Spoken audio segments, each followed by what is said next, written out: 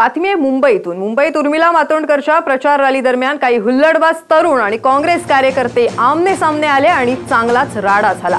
काँग्रेस कार्यकर्त्यांनी या हुल्लडबाजांना चोपही दिलाय। हे हुल्लडबाज भाजपचे कार्यकर्ते असल्याचा आरोप उर्मिला मातोंडकरनी केलाय।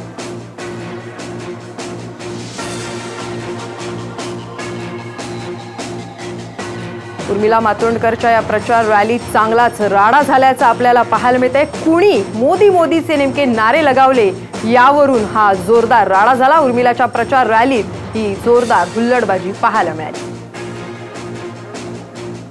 नेमकं उर्मिला मातोंडकरच्या प्रचार रॅलीत काय घडलंय ते पाहूया। उर्मिलाच्या प्रचार रॅलीत तरुणांची हुल्लडबाजी।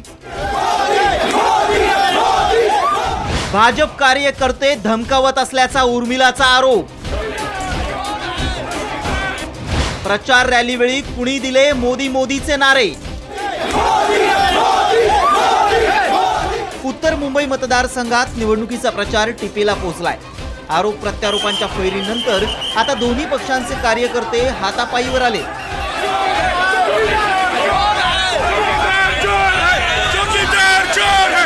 अभिनेत्री उर्मिला मातोंडकर यांना भाजपच्या कार्यकर्त्यांच्या हुल्लडबाजीचा सामना करावा लागलाय।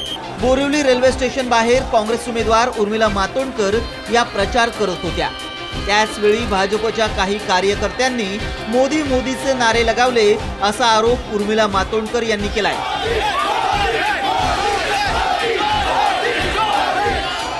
या कार्यकर्त्यांनी वेडावाकडा नाचही सुरू केला असंही उर्मिलानं म्हटलंय। त्यानंतर काँग्रेसच्या कार्यकर्त्यांनी या हुल्लडबाजांना चोप दिला। या सगळ्या गोंधळात एक प्रवासी महिला किरकोळ जखमी झाली। भाजपनं कितीही धमकावलं तरी मागे हटणार नाही असं उर्मिला मातोंडकरनं म्हटलंय। त्यांनी अत्यंत अश्लील आणि बिभत्स चाळे करत विचित्र प्रकारचे नाचबीज सुरू करून तिकडच्या बायकांमध्ये दहशत फैलायला सुरुवात केली।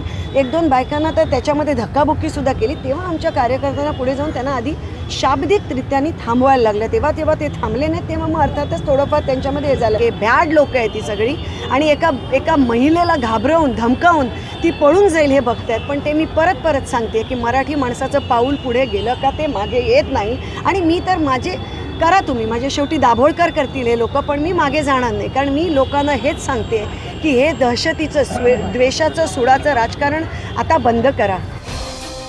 तर काँग्रेसच्या पायाखालची वाळू सरकली आहे। आधी स्वतःच गुंडगिरी करायची आणि नंतर इतरांना गुन्हेगारीच्या पिंजऱ्यात उभं करायचं ही काँग्रेसची नेहमीची रणनीती असल्याचा आरोप गोपाळ शेट्टींनी केलाय। देखिए, कांग्रेस को अभी अंदाजा आ गया है कि वो बुरी तरह से हार रहे हैं, इसलिए अभी इस प्रकार के सब वो पैंतरे करेंगे। ये कोई कांग्रेस के लिए नया नहीं है, कांग्रेस की पुरानी आदत है। दंगे खुद करना, आरोप दूसरे पे लगाना, चोरी खुद करना, आरोप दूसरे पे लगाना, हिंसा खुद करना, आरोप दूसरे पे लगाना। ये कांग्रेस के लिए कोई नई बात नहीं, कांग्रेस की पुरानी आदत है। उर्मिला मातोंडकरांच्या उमेदवारीनं उत्तर मुंबईतली निवडणूक रंगतदार अवस्थेत आली आहे। आतापर्यंत शाब्दिक चकमकीपुरता हा प्रचार मर्यादित होता, मात्र त्यात आता हाणामाऱ्याही दिसू लागल्यामुळे राजकीय वातावरण ढवळून निघालंय। प्रसेनजित इंगळे, साम टीव्ही, बोरिवली, मुंबई।